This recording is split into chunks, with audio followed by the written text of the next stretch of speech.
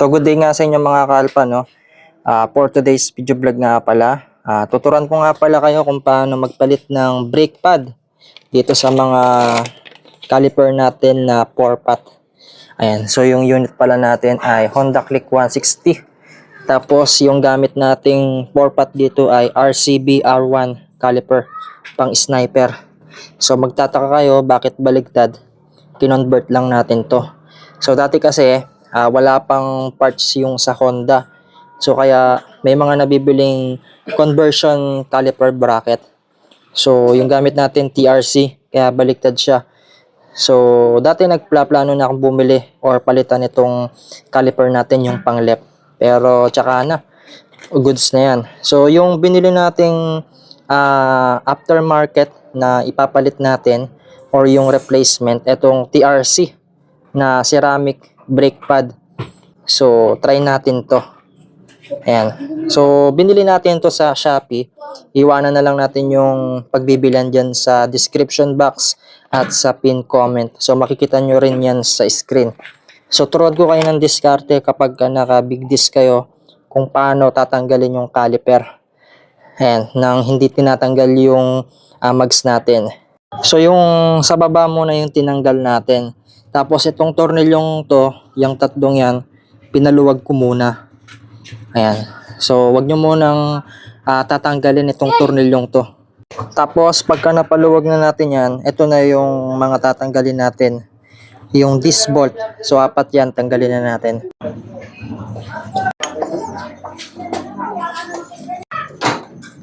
So yan lang, tanggalin lang natin to. Isa-isahin lang natin. So mahirap yung gumagawa ka, nagbibideo ka pa. Wala yung mga tropa. So bale ito, isa na lang yung tatanggalin natin sa disc. Ayan. Kung expert na kayo, skip nyo na lang tong video natin. So para lang ito sa mga beginner. So ayan. Tanggalan natin. Medyo tatanggal na yan. So ingatan nyo lang. Kasi baka magasgasan yung mags ninyo kung CNC or bagong bili, di ba? Tapos ito, tanggalin nyo na rin to. Ayan. Di ba?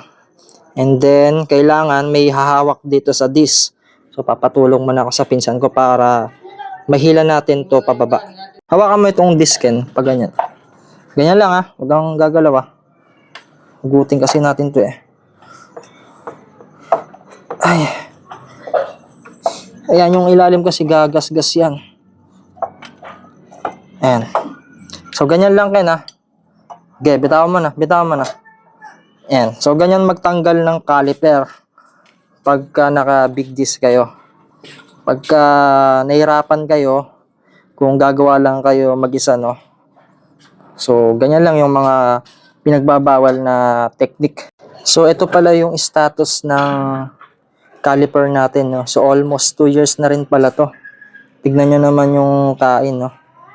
Ayan. So ito rin yung reason kung bakit madaling umalog yung mga buttons ng floating disc natin. Pagka hindi pantay yung pagkakabit natin, kung maluwag or mahigpit, di ba? So pwedeng lumuwag agad or masira. Kaya kinalag na rin natin, kaya papalitan natin para malinis na rin natin yan. So promote ko na rin yung sponsor sa atin na Mighty Degreaser Engine Cleaner ng Guapo Car Care Solution. So ito yung una nating tatanggalin.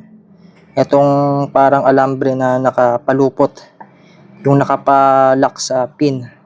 So pag tinanggal nyo to, mahugot nyo na tong mahabang pin na yan. Ayan, tapos isa-isa nang ma-disassemble yan. So gamit lang kayo rito ng mga pliers, long nose, or whatever na tools na pwedeng makatulong sa inyo para stretch tong lock na to.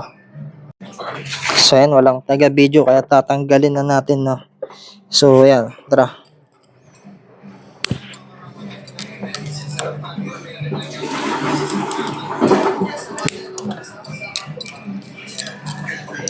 Ay. Ayan, natanggalan natin. So ito muna yung ginamit ko, yung circlip pliers ng Wadpo. Ayan. So, mas madali pala gamitin to. Ayan, natanggalan natin siya, oh. And then, after ninyong matanggal yan, and may butas kasi yan dyan. So, ayan, hugutin nyo yan dyan. Madali lang naman eh. Tapos, itutulak nyo na to. Patras. Ayan. So, wala tayong taga-video, kaya tayong magtutulak. Ayan. Tapos, hilayin nyo na lang to. So, ito, tanggalin na natin, no. Gamit tayo ng mga circlip pliers. Ay. Ayan, no. Sana nakikita nyo. Oops. Ayan, tumila po na, di ba? So, tabi nyo lang tong mga parts niya. Ayan, no. So, once na nakalag nyo na, kusa nang bababa yung brake pad. Ayan, no. Ayan. O, di ba? Ganun lang kadali, di ba? So, yung ipang labor mo, bili mo na lang ng tools. 'Di ba? Natuto ka pang magkalagkabit. Tsaka natuto ka pang gumawa ng sariling motor mo, 'di ba? So, check natin kung sakto yung binili natin. Ayan. So, sakto naman siya. Ayan, oh. So, ito kasi nakaharap. 'Di ba? Hindi pa natin binubuksan. O, 'di ba? So, hindi to sponsored ng TRC Racing, ha. So, binili natin ito mismo sa bulsa natin. So, yung RCB kasi na brake pad, yung ceramic nila, medyo mahal. Nasa 600 yata.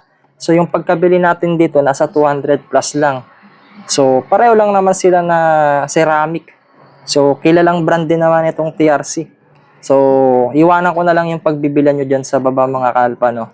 So, once na nakalag nyo na yung brake pad, bago nyo ikabit yung bagong brake pad, ayan, maglilinis muna tayo. Ayan, so ito, kinukuskus ko na. So, may ginagawa ka saan? Pwede akong pa-video saglit? Kuhanan mo lang to. Ito lang, ayun, ayun yung cellphone, no. Yeah, okay na. Wag mo nang ikaw. Pahiga na lang, son. So, ito konting kuskus lang. Tignan nyo naman. Natatanggal agad yung dumi. So, babara natin ng konti, no? Ayan, hindi natin titipirin sa degreaser kasi sponsored naman sa atin to eh. So, kung meron kayong spraying bottle, mas maganda yon. Ayan, kitang-kita nyo. O, diba? Tanggal agad yung mga dumi dito. O, ito rin pala yung ginagamit ko sa CBT na panglinis natin. O, di ba? Tapos mamaya babanlawan nyo na lang ng tubig to. Ayan, after 10 minutes na pagkukuskos, so kahit papaano naman, natanggal na yung mga dumi. Ayan, so ito yung mga dumi nyo. Huwag pala kayo gagamit ng steel brush pag kukuskusin nyo. Kasi powder coated to mga to eh. Gamit kayo ng used na toothbrush. So, para hindi magasgasan, di ba? Tsaka hindi madali or madamage yung piston. So, dito nililinisan na rin natin yung pins. Tsaka yung lock ng brake pad. Or yung guide niya. So, bali, pagkatapos ninyong malinisan, ilalagay na natin yung brake pad natin. Ayan. Kailangan tuyong-tuyo to, Yung ibang kwan dito, hindi ko na ganong nalinisan. So, ang hirap. Ayan, wala kasi tayong mga proper tools eh. Pero kahit pa paano, malinis naman na siya. So, ganun lang kasimple, no? Wala pang isang oras, malilinis nyo na. Tsaka mapapalitan nyo na ng bagong brake pad. Yung mga caliper ninyo. So, sa mga 4-pot lang to mas madali sa mga 2-pot or 1-pot. So, kumbaga sa 1-pot, level 1, sa 2-pot, level 2, sa 4-pot, level 3, di ba? So, mas mahirap pa nga ito eh. So, kung may tools kayo, ayan, basic na basic lang yung pagpapalit at paglilinis. So, dito tayo sa rear disc brake natin. So, ito kasi madaling napudpud nun. Nagkaroon ng problema. Pumalas yung tornilyo natin kaya nasira yung brake pad. Pero nagtry ako ng ibang brand, yung Makoto. Ayan, no? So far, so good naman. Magto 2 months na tong brake pad natin. So, nung napudpud na yung pad, ayan o, tignan niyo ha. Makapal pa yung pad natin. Ayan, Makoto yan ha. So, ayan o. Tignan nyo naman yung pre-wheel. Check natin. O, diba? O. Yung naririnig nyong kumakalansing dun sa panggilid, direct dry clutch yun. Ayan o. Diba? O. O, tignan nyo yung pre-wheel o. O, diba? Walang kumakadkad dyan. O, diba? O. Ayan ang sinasabi ko. Diba? Sana na-gets nyo. Dito sa taas, maliit, di ba? Yung pahalang niya maliit. Ito yung papasok sa loob ng caliper. Tapos ito, yung may gatla na kabilaan, yung merong pababang arrow dyan, yung mahaba, yan yung lalabas.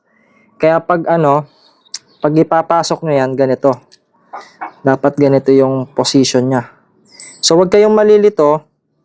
Itong arrow, nakatutok dapat yan sa bleeder or banjo ng caliper natin.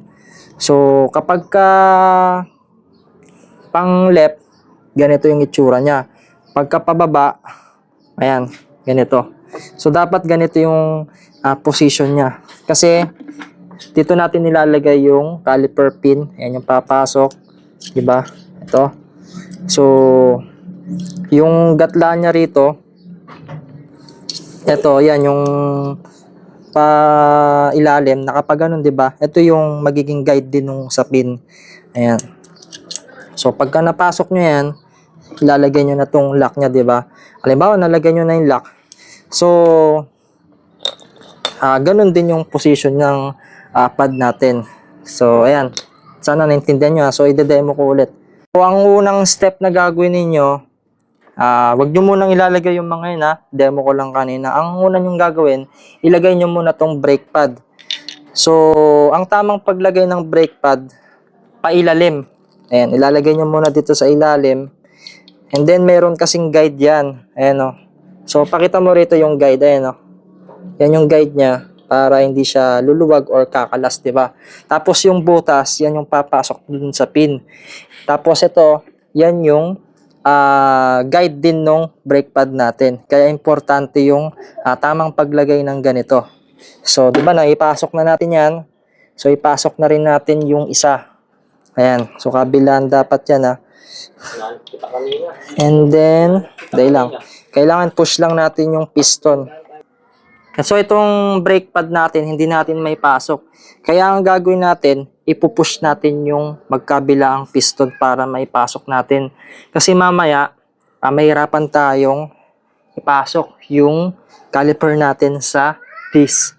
So, yun yung magiging problema natin.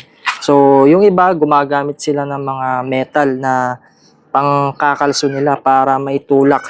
Ayun, so, ito natulak na natin itong isa.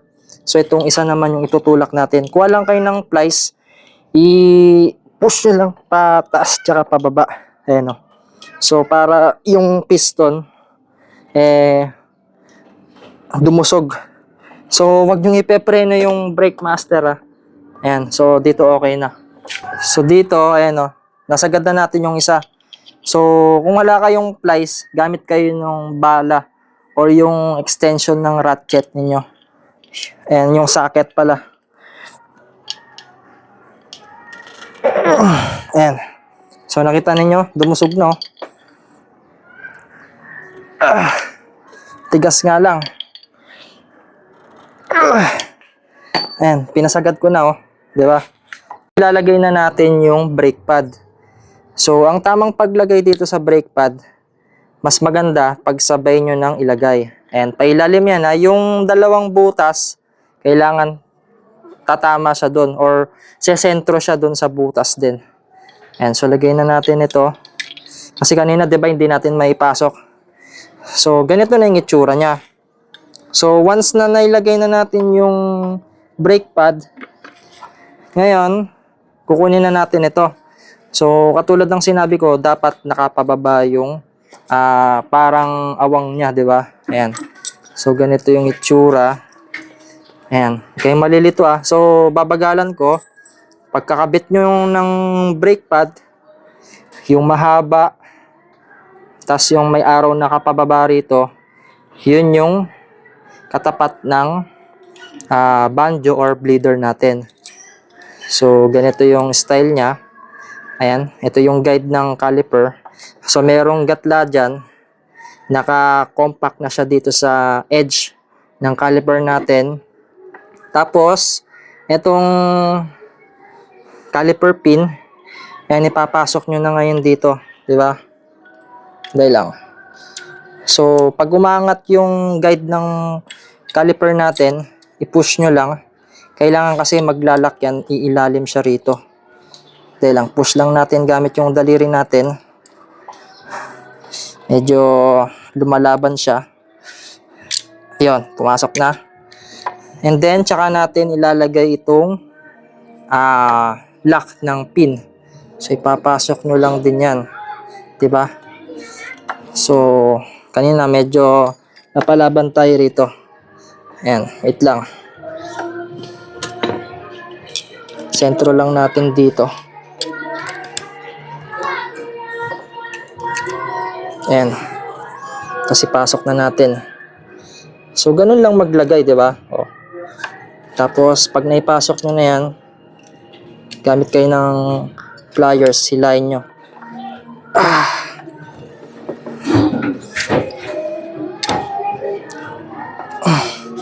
Medyo maigpit lang.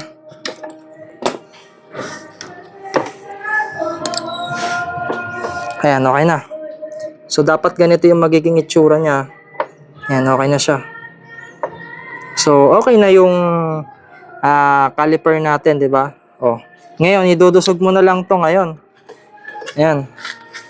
So, gamit ka ng kutsilyo para mai-push backward yung brake pad natin.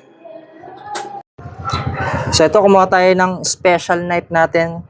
Made in Banawe. Ayan. So, ganito lang yung gagawin ninyo. So, dahan-dahan lang kayo, ha. Huwag yung masyadong makapal na kutsilyo. Ayan, oh. So, ipupush backward mo lang siya. So, dahan-dahan lang kayo kasi ceramic to, madaling madurog. Ayan. So, pag okay na yan, pwede nyo nang ipasok yung caliper natin dito sa disc. Ayan, okay na siya, oh. Pero, make sure pa rin natin na pantay siya. Ayan.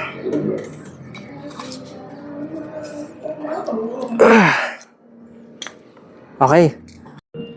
Tutok mo dito, tol. Ayan, oh.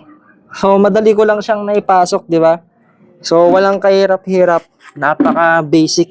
Ayan. So, ipasok nyo lang siya dyan. O, di ba? All goods na.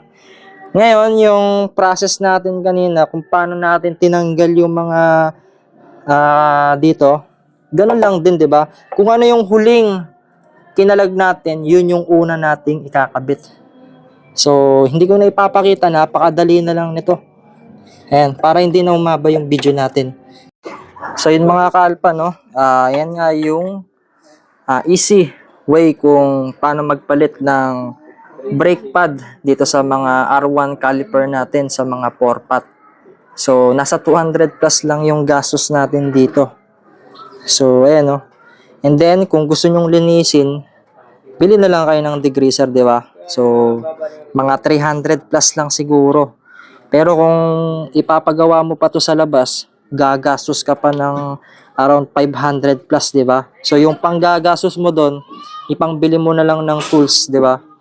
So, ayan, nagmukhang bago na yung braking system natin, di ba?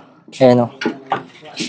And sa pagkabit pala ng disc natin, cross pattern, no? So, pitan nyo rito, tapos yung katapat niya, and then dito naman, tas katapat niya. Huwag yung